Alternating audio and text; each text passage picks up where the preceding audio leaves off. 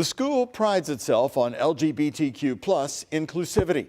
Students gathered on the steps of Grawemeyer Hall today to say they've been mistreated by students and staff. WHS 1119's Tom Lally and photojournalist Elijah McKenzie covered the protest. Tom, what specifics did you learn tonight about the mistreatment? Yeah, Doug, students stood on these steps and told us that they've been called slurs on campus, experienced discriminatory housing practices, and they also said the university's response was not adequate. But the dozens of voices we heard are now here on the sidewalk to let their student body and staff know their beliefs.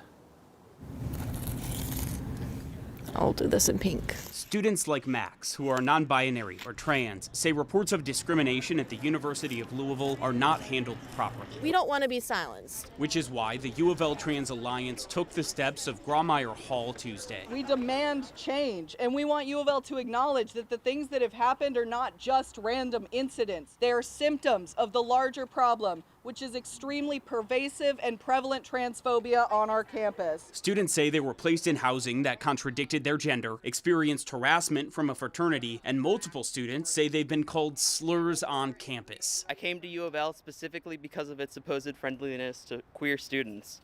That status has been shattered in my eyes. Well, when we have a situation like this, which is a very sensitive issue, we have to take some time to talk to all sides, make sure we've gotten all the information before we act. UofL released a statement saying the university regrets 2 of these incidents, and they're working with the involved students, staff, and organization. Spokesperson John Carmen also talked with us about changes being made. So put into effect some training for our Greek leadership and transgender issues, and that training will also be extended to our ULPD officers and our physical plant workers shortly. We want administration to understand that a statement is not enough. They like to promise a lot of vague things or empty things, and that just doesn't really work when it's people's lives and livelihoods and existence. Under the backdrop of legislation in Frankfurt aiming to restrict trans access to gender-affirming care, among other legislation, these students say they need support. And we are going to be the next generation. So even though all of these lawmakers are making all of these laws,